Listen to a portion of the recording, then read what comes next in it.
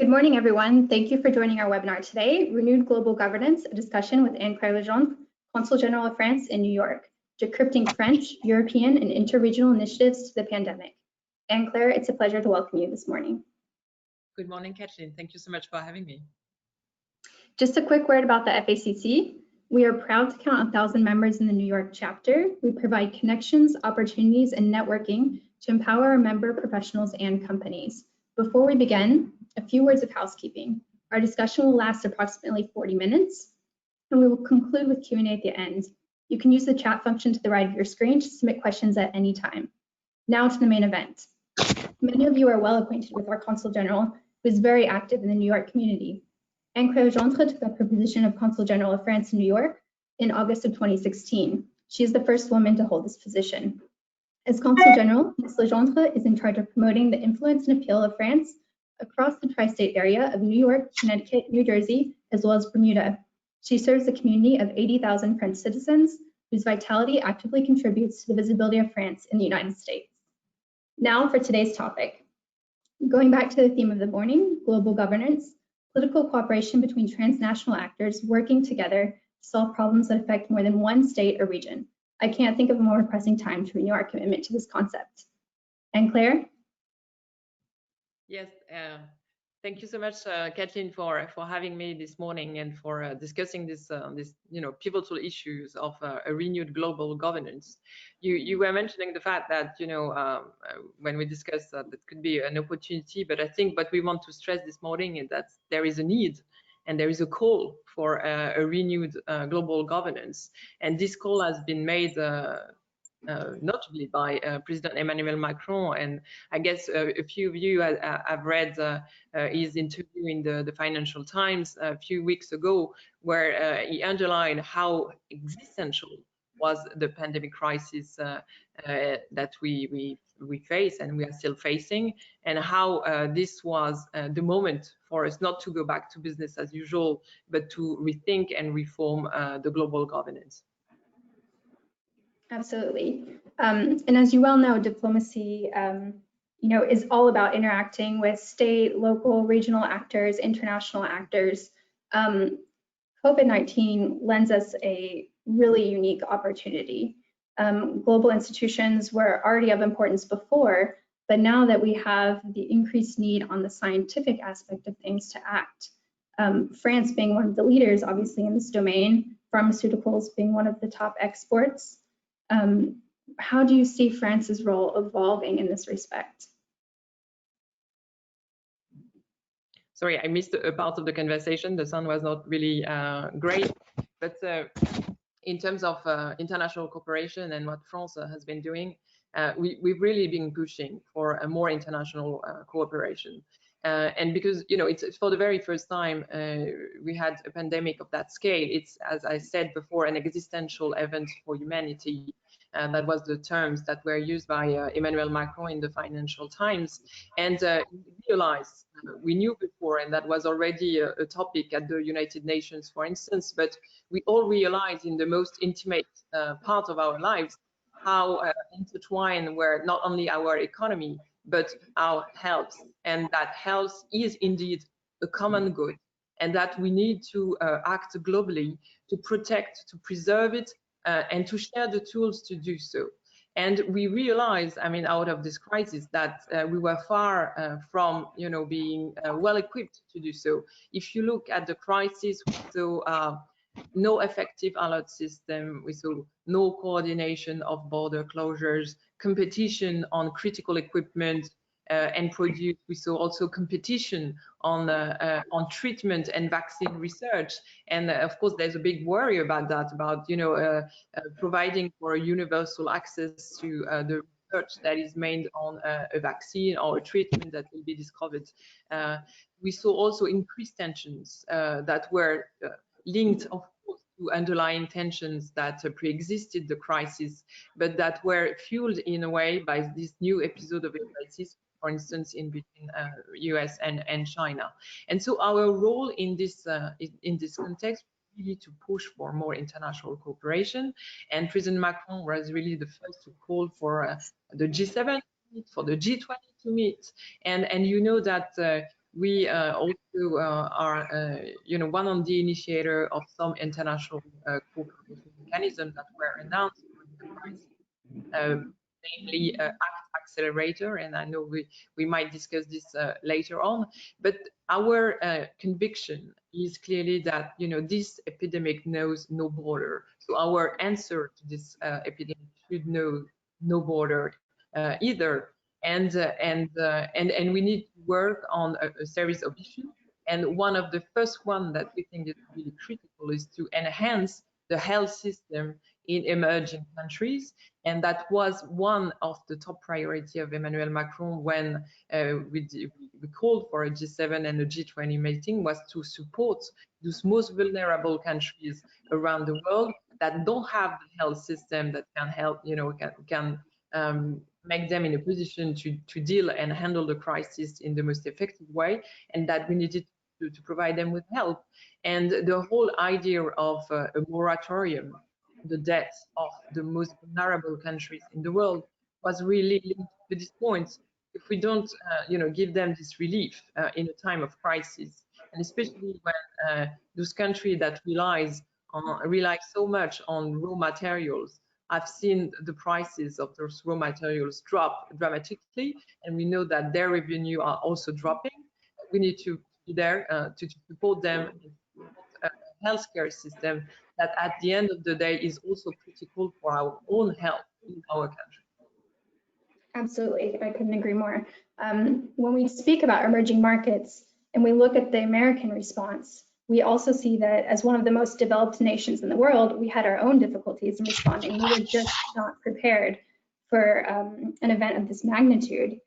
So this is why Cuomo initiated in April the PPP Purchasing Partnership in the consortium, which I think was a great initiative on his behalf, and to include the 6 neighboring states in the Northeast region. Is this something that you could see leading to increased cooperation in the future? Perhaps that we didn't have quite the directive at the federal level that we were expecting or hoping for at that time, but the governors in the states took it into their own hands to act and to develop this coordinated response. Could that translate into other sectors?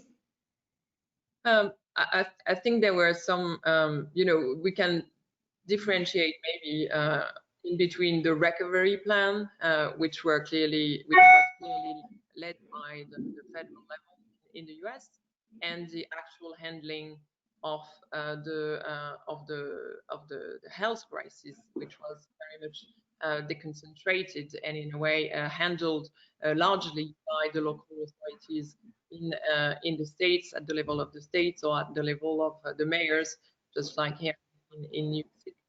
So I think, I'd say it's considering the size of the government, the size of the United States, it made sense also to have this differentiation, to be able to take into account very specific situation. And if you look at the situation of France, of course, we were in a very different situation because of, our tradition of a very centralized state making a centralized decision. But even in France, we had a reopening phase that was regionalized, and we had a series of decisions that allowed for local authorities to make their decision. For instance, in terms of schools, the government, put forward a plan that was applicable to the whole public school system, but it relied on the local authorities to decide whether, considering the health situation on the ground, it was necessary for them to reopen. So I think you need this interaction, and you need this agility between different layers of decision making. I think if we globally, what has been put forward is in a way the return of the nation state. And I remember my course in international relations back in the 20th century, and people were predicting for the end of the nation state. And here, I think we saw how relevant was still this administrative, entities in handling with the crisis. And we see now a real discussion ongoing in between, in a way, borders are great. We need to go back to more nation state, more sovereignty, and globalization is a threat. On the other side, we need, on the contrary, to increase international cooperation to answer a threat that is a global threat. And in any case, our economy will remain intertwined. So we need to build these global tools to be able to answer this epidemic. And this is the first one, but we are now very well aware that it might not be the last.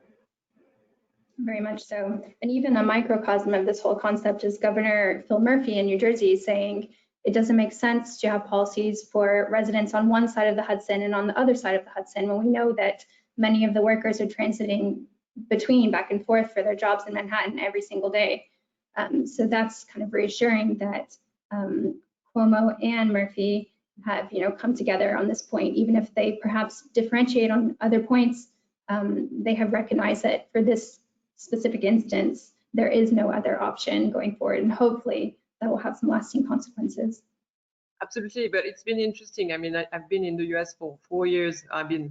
It's my second posting in New York City, but in this position, it's been 4 years, and we've seen really a lot of initiatives coming from the governors, and actually for us diplomats, it's been quite interesting to see how we can work with the different layers of the US administration, being of course federal, and that's really the role of the embassy back in Washington, but also working with the governors and even on priorities for us, which are really key. For instance, on climate change and environmental issues, we saw a lot coming at governors level and state level, a lot of initiatives that shows that, even though the US administration has withdrawn from the Paris Accords, a large part or a large number of American players, whether from the administration, from government, or from the business community, are still committed to the Paris Accords. And we found a lot of players to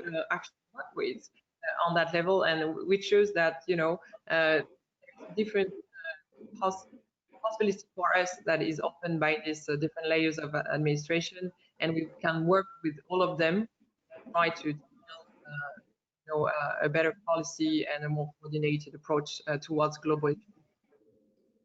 Absolutely, and we've seen as well that a public response is not sufficient for questions of climate change. It also takes partnership with the private sector. Have you recognized any companies that have been stepping up and have been reiterating their commitments, even during this challenging time, to continue their work in transitioning, away from carbon emissions, to reducing their footprints?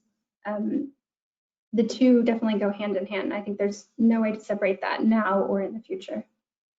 I mean, what has been interesting when looking at this whole, I would say, beyond the environment of climate, the ESG issue, and clearly diversity is a critical issue nowadays. The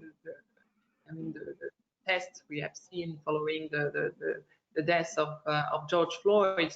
So on all these issue, and some made towards a more sustainable, fairer globalization. We need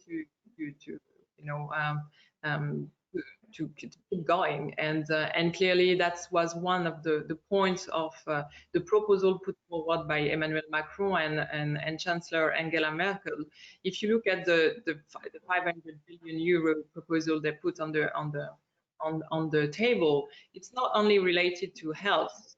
There's really one point coming from them, which is we need to have sovereignty matter of health. So there's a whole reflection going on in Europe about how we can build necessary production tools to reinforce our capacity to face the kind of pandemic. And I know that's a question that some of your members had about relocation of production, etc. And clearly there is a thinking about it in France, but as well as in the US, where we face the same shortage of critical equipment in the middle of the crisis, and we had to rely on Chinese production and in the context of fierce competition on the market. So there is this idea of sovereignty on health. The second of the plan by Merkel and Emmanuel Macron was really to say that there cannot be a recovery plan for the future out of this crisis, of the health crisis, but out of the economic crisis that we are in today, that would not take into account the environment. And this is absolutely critical because there is actually billions being invested today, and effort from around the world, the central banks to inject a lot of money in the economy. But we need to make sure that we are not losing the target, which is ours, which is to keep the planet sustainable.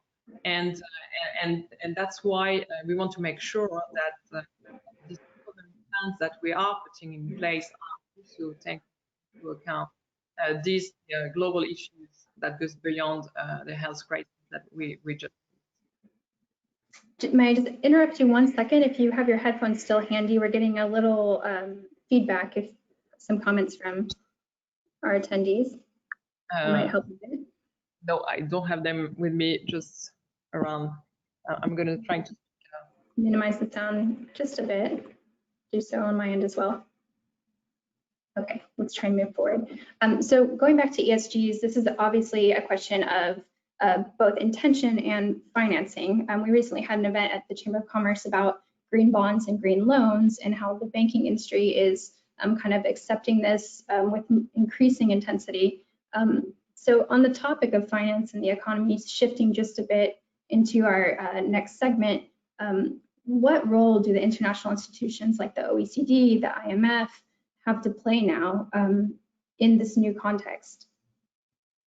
I mean, if we remain on the question of ESG, we've been trying for quite a long time now on the French side and trying to push that in international organization to really mobilize a green finance and try to mobilize the investment community in divesting from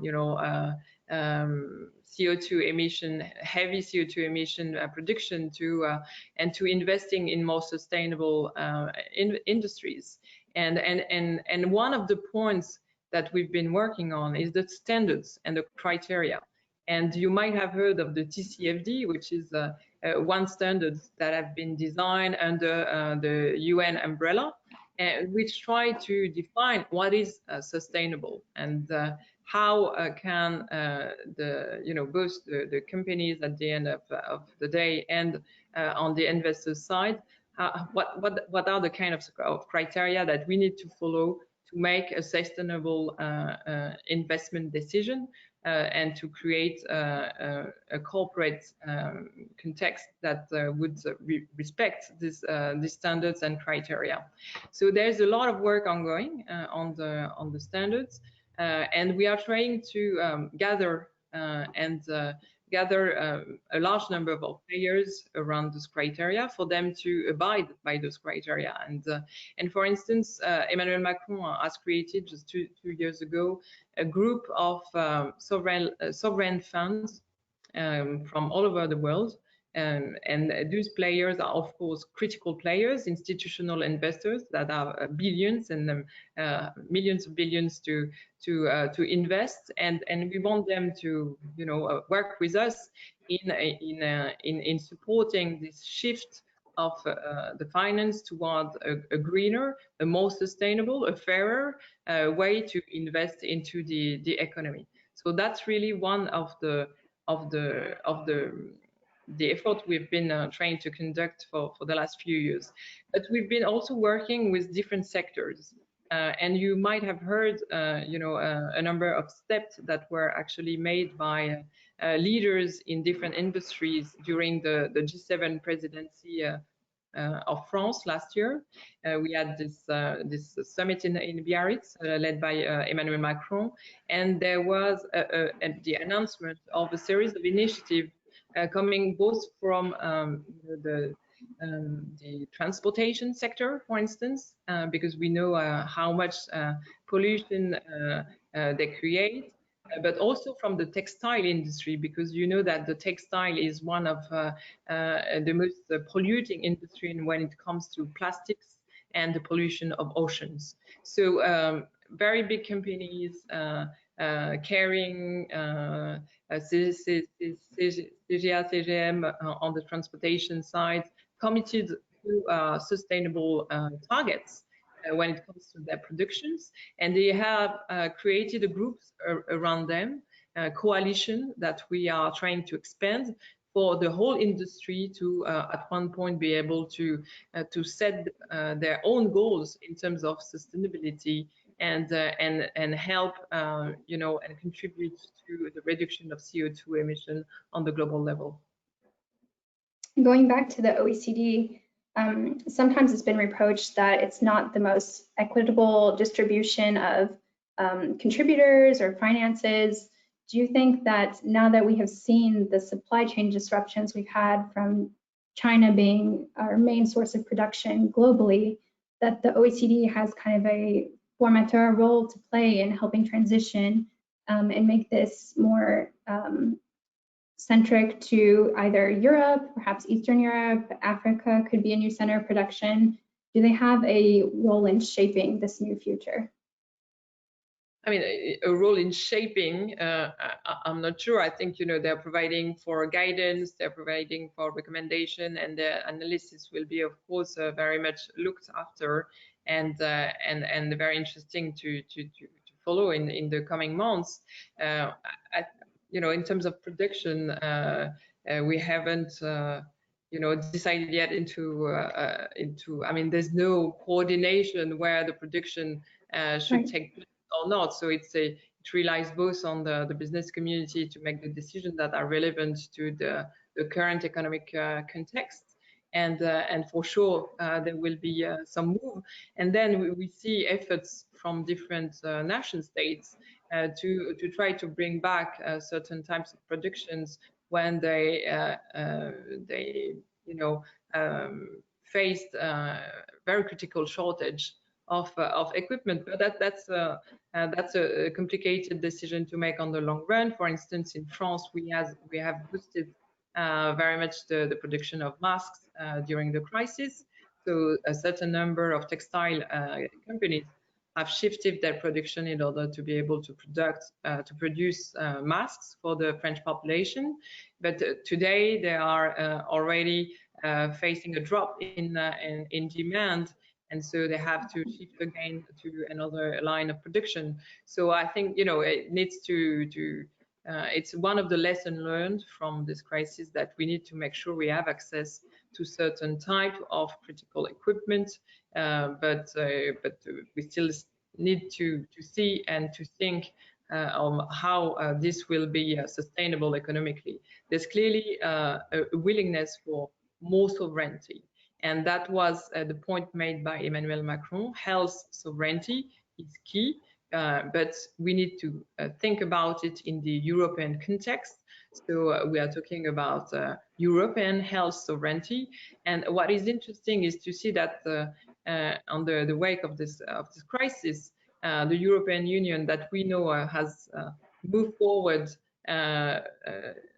for a last part in history through crisis, has committed to a new step, and the proposal put forward by the European Commission on the recovery plan is a historic step if we manage to get it adopted by the whole membership of the European Union. It provides for the very first time for the EU Commission to borrow on the market at a very significant level. So it's more than 500 billion that are considered, and this clearly will create a new financial and budgetary solidarity if this is adopted. And this is something President Macron has pushed forward from the very beginning of this mandate. You remember that he made a very important speech about his vision for Europe, and one of the points was that we needed the budgetary solidarity. We needed to have have a finance minister of the EU that will help coordinate and create more solidarity in terms of inside the Eurozone for us to be much more agile when it comes to an asymmetric crisis. And you may remember the Greek crisis, the Euro crisis, etc. I think for the very first time we managed to act in a very swift way and in a very ambitious way. And this recovery plan, if it's adopted by the EU, will mark a new historical step in towards this direction. So going back to the European Commission, they recently proposed transforming the European Stability Mechanism into a European Monetary Fund. However, that was met with some opposition. Are you familiar with this proposal, and do you think it has any merits or any points of contention and any possibilities therein? So there was a different thing. First, we got some flexibility on the deficit rules during the crisis, because people were well aware that we were facing an exceptional crisis and we needed to put some more flexibility in the rules for the Eurozone. But the proposal I just mentioned is clearly a landmark in European history, because people were some members of the European Union, and Germany was part of them, were traditionally reluctant for the EU to borrow money, and that will be then granted to the states for them to face the crisis they are facing at the moment. And this shift of Germany, and the fact that we managed to get a Franco-German decision on this point, is absolutely critical. So of course there's a discussion that is ongoing. We have seen some opposition coming from some other member states, but I think it's more on the the type of grants that will be also provided to the different states and the different regions in the European Union. But we see a rising awareness on the necessity for the European Union to show solidarity to the states and regions that were most affected by the crisis. And we know that's the whole European market that would be affected if we don't help the most affected ones to recover quickly from this economic crisis. Going back to the point you made about solidarity, when we were discussing this webinar prior, we mentioned that this is a difficult period where we were already struggling with rising populist and nationalist kind of rhetoric and tensions. Do you see these fading? And also, we can't forget that in Europe, we're just coming off the heels of the immigration crisis and the boats coming to Greece and Lesbos. That was not so long ago. It does seem like, eons in the distant past, but that was just a mere few years ago. Do you think that this entire COVID-19 situation will help quell this and increase effectively the solidarity amongst nation states? I think there's a call for solidarity. I think there's a call coming from us for more international cooperation. But clearly, the underlying conditions that we were facing before the crisis have not really changed, and there is a worry out of this crisis that instead of more cooperation, we will, on the contrary, go for the worse and go for a rise of populist and authoritarianism in the world, and you can see how this crisis, the health crisis, can be read in a populist way. As I was mentioning, people felt that the only answer to the threat was restoring borders. People felt that the problem was coming from globalization and fair trade and China for some analysts, and that in a way the real answer to the crisis was to close more strictly our borders, to repeal this kind of progress of the globalization and the fair trade, and fall back into nationalist sentiment. So I don't think we have seen the disappearance of this sentiment. On the contrary, I think there's a possibility that the health crisis, but moreover the economic crisis that is now building on the health crisis, will, on the contrary, increase this sentiment. And you see that, you know, in our democracies, the distrust for the political authorities, the distrust for even the scientific discourse has been at a very high during this crisis. And so this, you know, builds a very dangerous environment, and that's why there is an urgency in the call we are making for more cooperation, because we think that the only efficient answer to this, you know, discontent, to this frustration, but also to very real inequalities that we have seen rising, is to increase international cooperation and make sure that the globalization that we are building today and tomorrow, and the recovery plans that we are building, are coordinated and are aimed at creating a more fair and more sustainable globalization. Absolutely. Circling back to the scientific community, I know we mentioned this briefly at the beginning of the discussion, but in recent articles, they have said that this has accelerated collaboration like never before. Previously, the context was to guard for oneself the research and the insights because they were wanting to be published and have kind of the renom that goes with that, and being credited for their discoveries. But now in the span of 10 days, they're going from conception to human trials in Italy, for example. Do you think that this is going to reverberate across other sectors of government and perhaps remove some of the red tape that was underlying before? I think there's a specific point on science and research that we need to be very vigilant with. And we've seen a lot of collaboration, as you say, and unprecedented efforts of research. And when people talk about 18 months to produce a vaccine, this is completely, I mean, unprecedented. Usually it's more than 3 years or 4 years of research to get to this point. So, so we see the scientific community really collaborating and trying to work. We have many examples. Pasteur at the Institute Pasteur had a wonderful cooperation with Mount Sinai, with other institutes here in the United States. We saw Mount Sinai, for instance, build a complete encyclopedia about COVID that was completely open to all researchers around the world. So we've seen a wonderful cooperation coming from the scientific community.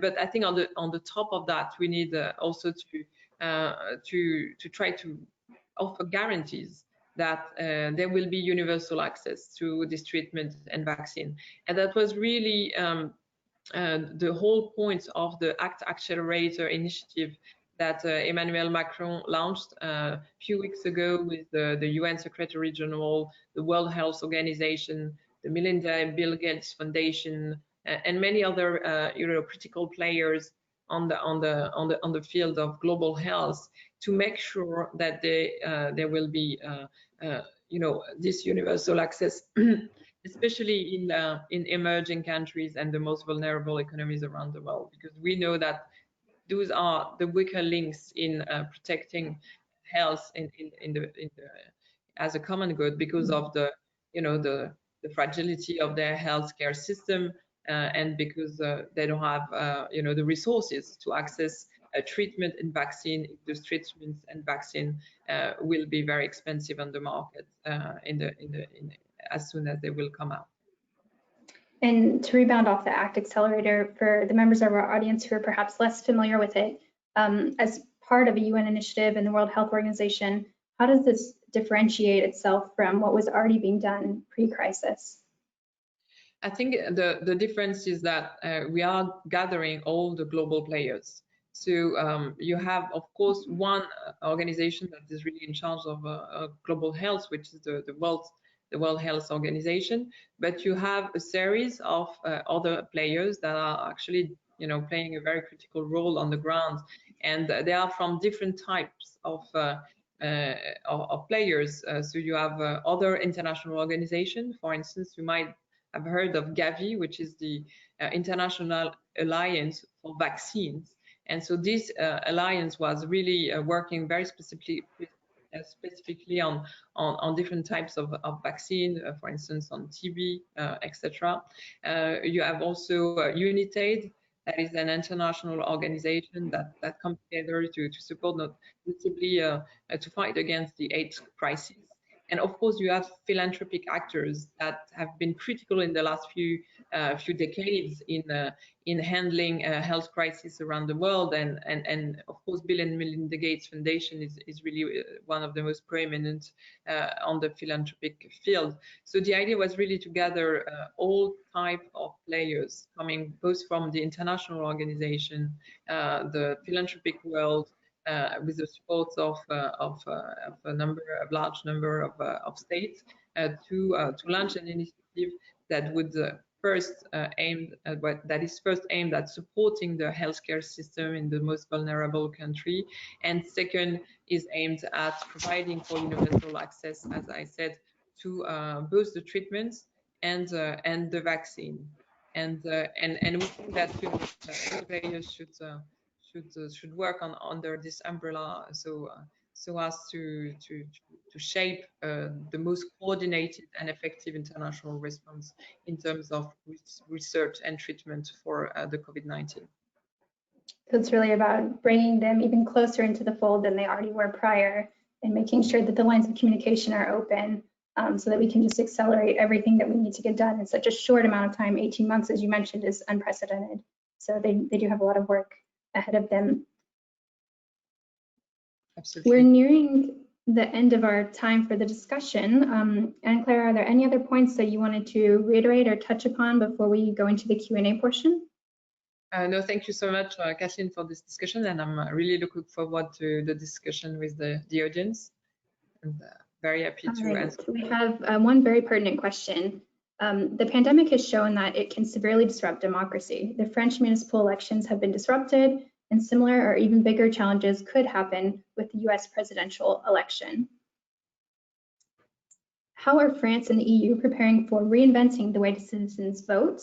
And are there any plans to make electronic vote more widespread while safeguarding elections from foreign interferences? So that's quite the topic, but we can try and address it in a brief manner.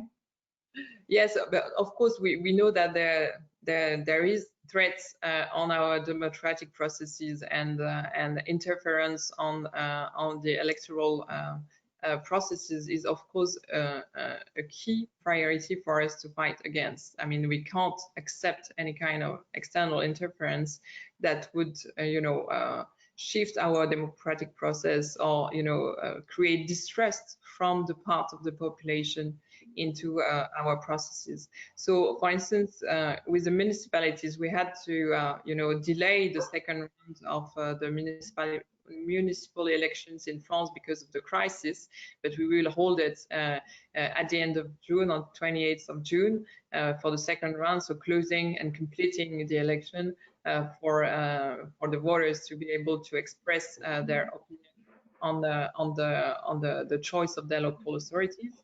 But more broadly, of course, there is a reflection in France about electronic voting. Electronic voting, we had several experiments before, and we are working at the moment on an experiment on for the consular election that we hold for French people living abroad. So this is this is an ongoing work, and we are reviewing the solution that has been put forward by the company that has been chosen. But you know that we had precedently several experiments that were deemed not protected enough or not sufficiently trustful by our CNIL, so our national body for security and information.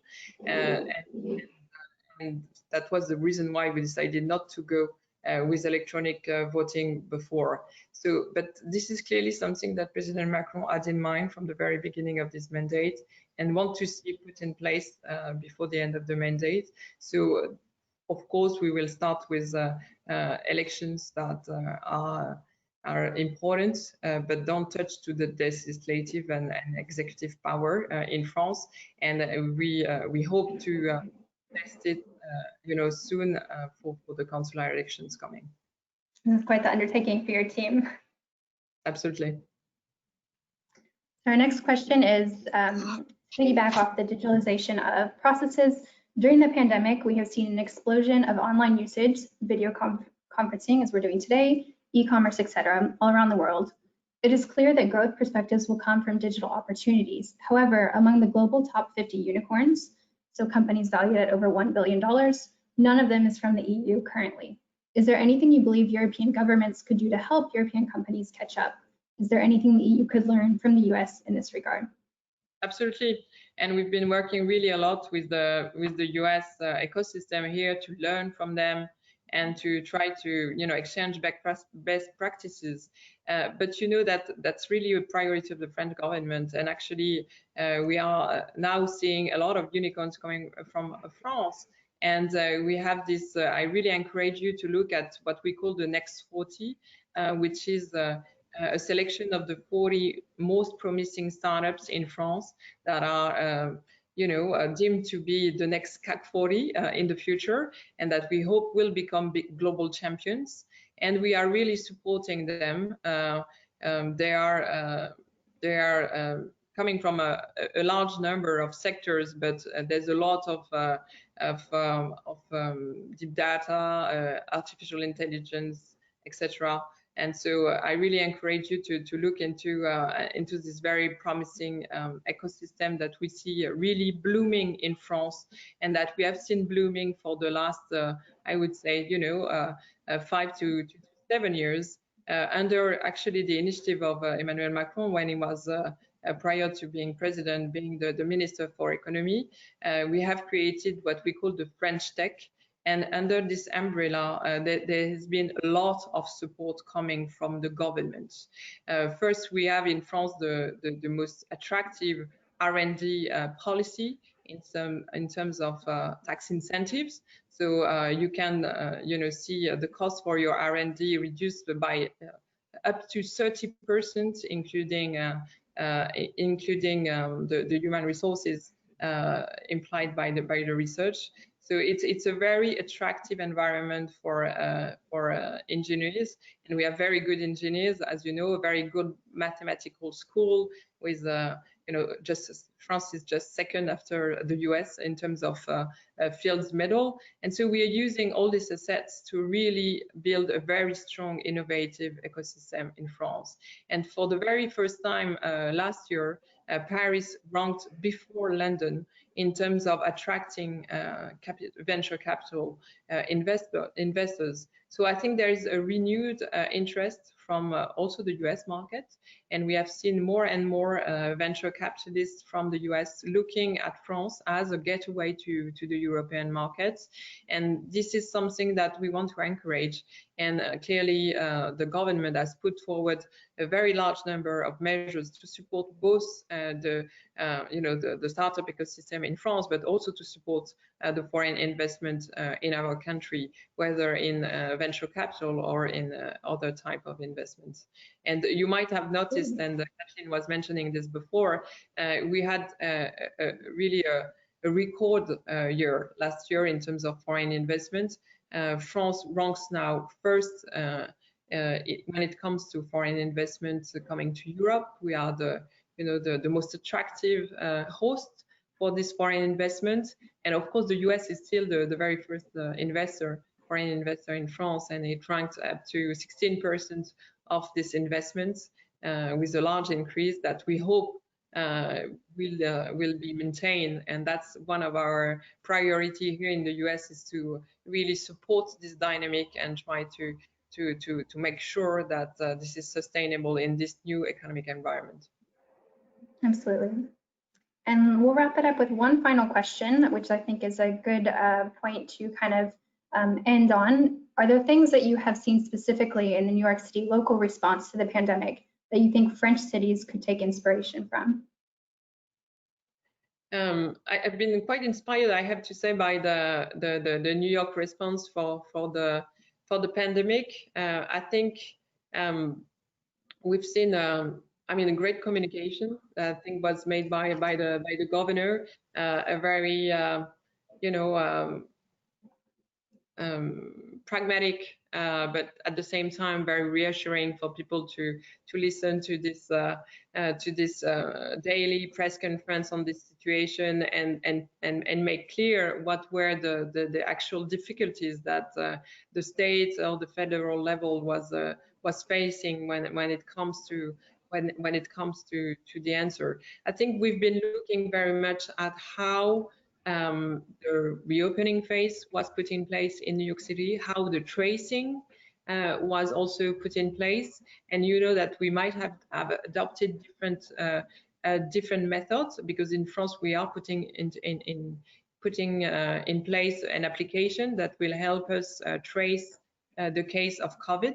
That was not the case in New York City nor in New York State, and we've been discussing quite extensively, for instance, with Bloomberg Philanthropy, which has been supporting the state of New York when it comes to putting in place the army of tracers that is actually necessary for the recovery plan and for the reopening phase, for us to be able to monitor the spread of the virus in an environment when we have reopened the economy.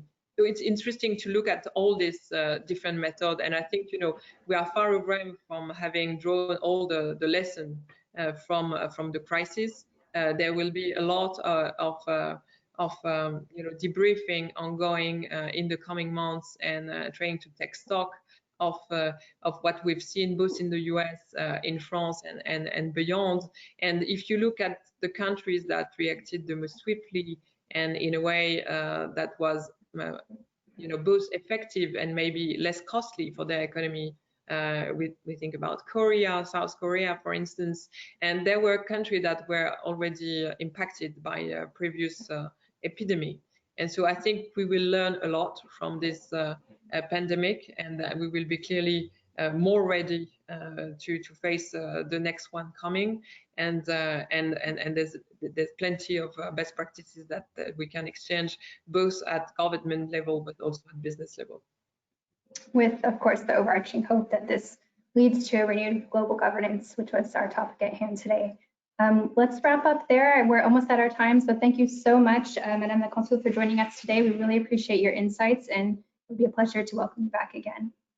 Thank you very much, Kathleen, for having me, and thanks to all the members of the FACC. It's always a pleasure to be with you and to work with you. Thank you. Thank all of our attendees as well, and we hope to welcome you back as well. Thank you.